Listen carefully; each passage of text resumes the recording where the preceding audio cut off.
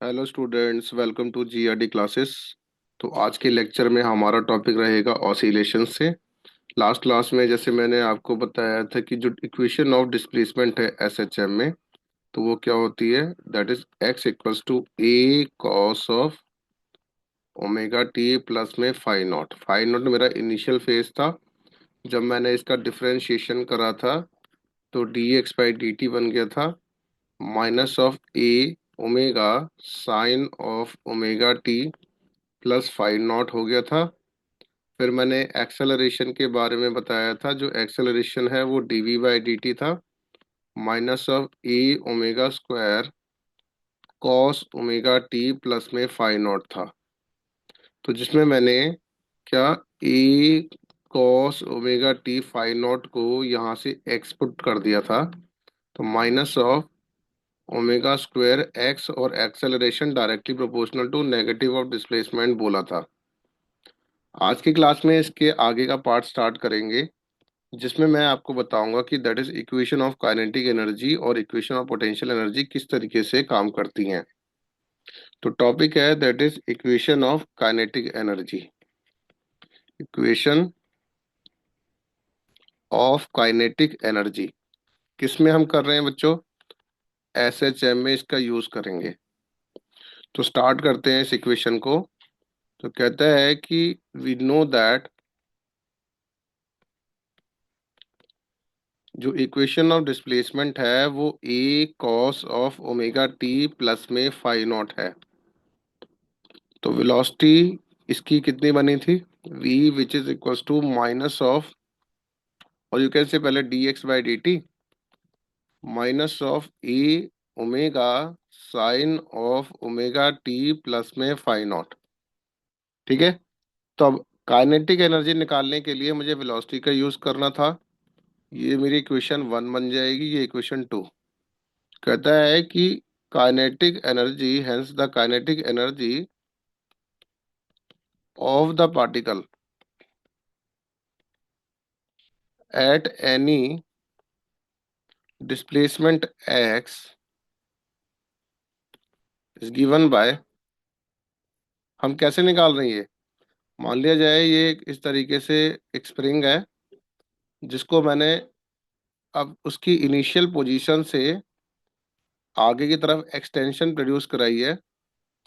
तो बॉडी इस डायरेक्शन में अपने आप को रिस्टोर करना चाहेगी। तो यहाँ पर पॉजिटिव डिस्प्लेसमेंट अगर एक्स है, तो बॉडी क्या करना चाहेगी, रिस्टोर करना चाहेगी। तो वो पीछे की डायरेक्शन में एक फोर्स लगाती है, स्प्रिंग फोर्स, है ना। अगर मैं कंप्रेशन कर देता हूँ तो ये इस डायरेक्शन में, राइट डायरेक्शन में एक फोर्स लगाएगी। तो इसके पास कुछ ना कुछ काइनेटिक एनर्जी आती है। तो ये जो काइनेटिक एनर्जी है that is half m v square है। तो हम यूजिंग इक्वेशन नंबर टू से हम क्या कर देंगे, वेलोसिटी की वैल्यू को पुट कर देते हैं प्लस में फाइव नॉट का ये पूरे का स्क्वायर हो जाएगा। अगर यहाँ पूरे का स्क्वायर बन जाएगा बच्चों, तो माइनस का साइन तो नेग्लेक्ट हो जाएगा।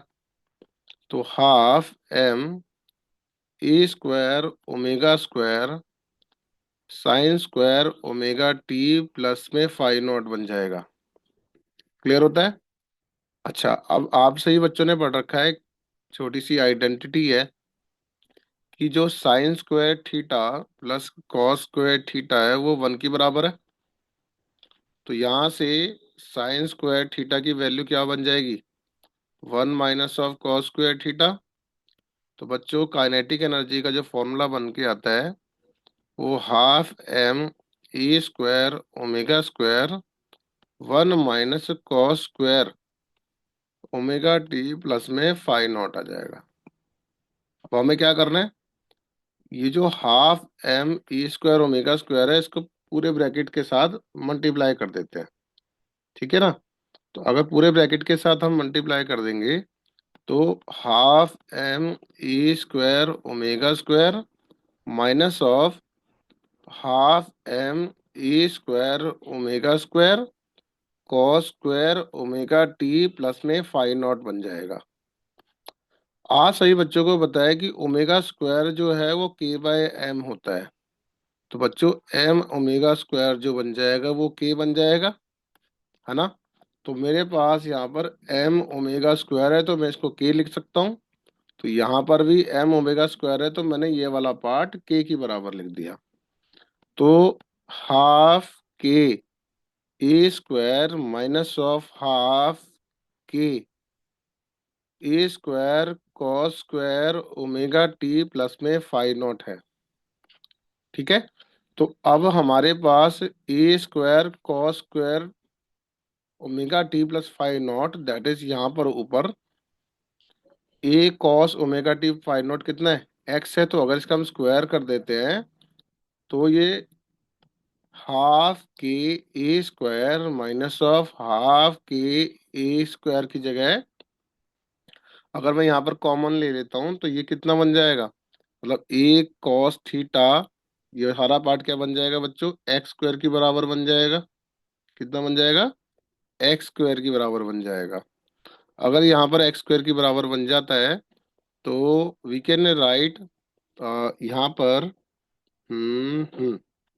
तो ए स्क्वायर की जगह हम यहाँ हटा देंगे, स्क्वायर हटा देंगे, तो ये वाला जो पार्ट है हाफ के ए कॉस ओमेगा टी प्लस में फाइ नॉट, है ना। और इसके बाद इसका हम स्क्वायर करना चाह रहे थे, पूरे ब्रैकेट का स्क्वायर कर सकते हैं, तो ये इसका होल स्क्वायर बन जाएगा।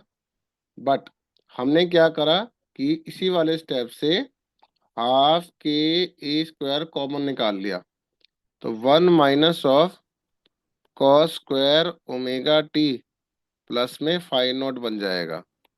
सिंस हमें पता है कि एक्स बाई ए को हम लिख सकते हैं cos square omega T plus sorry cos omega T phi naught, ये इक्वेशन 1 से है।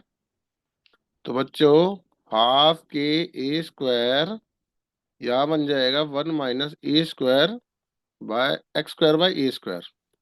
तो हाफ के A square minus X square by A square.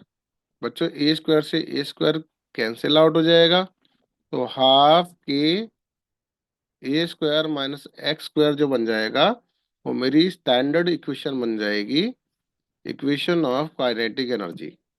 क्या, इक्वेशन ऑफ काइनेटिक एनर्जी। ये आपको इक्वेशन बहुत अच्छी तरीके से आनी चाहिए। ठीक है। तो अब क्या करते हैं, हम इसके स्पेशल केस करते हैं।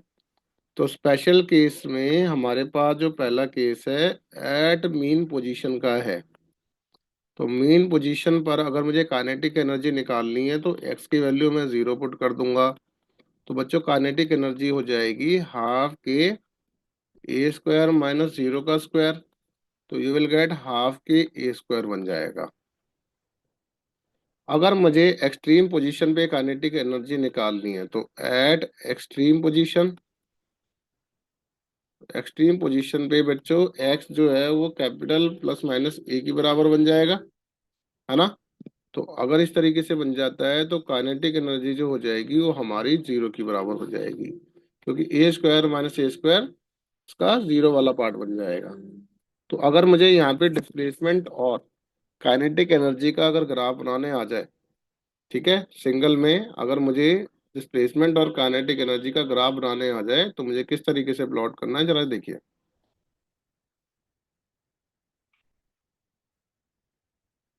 ये इस तरीके से मैंने एक्स वाई एक्सेस प्लॉट करी है। तो ये कह रहा है कि अगर ये वाली साइड, दोनों साइड पर क्या है बच्चों, डिस्प्लेसमेंट है एक्स एक्सिस पर, और ये वाली जो साइड है ये मैंने काइनेटिक एनर्जी बताई है। तो ये कह रहा है जब तुम्हारे पास एट मीन पोजीशन की बात करी है तो मीन पोजीशन पर क्या है मेरे पास काइनेटिक एनर्जी की वैल्यू, दैट इज हाफ के ए स्क्वायर है। तो मैंने लेट कर लिया कि इस पॉइंट पे हाफ के ए स्क्वायर जो बता रहा है वो मीन पोजीशन पर बता रहा है, बट एट एक्सट्रीम पोजीशन में अगर यहाँ मान लेता हूँ तो एक्सट्रीम पोजीशन पर जो काइनेटिक एनर्जी है वो 0 है। तो इसका ग्राफ जो है वो इस तरीके से अ, चलेगा। देखिए जरा, तो जैसे जैसे डिस्प्लेसमेंट होती चली जाएगी एक्स एक्सिस पर, तो वैसे वैसे काइनेटिक एनर्जी की वैल्यू कम होती चली जाएगी। तो ये था equation of kinetic energy in SHM. I request इसको ढंग से बहुत अच्छी तरीके से प्रिपेयर करेंगे। Thank you very much.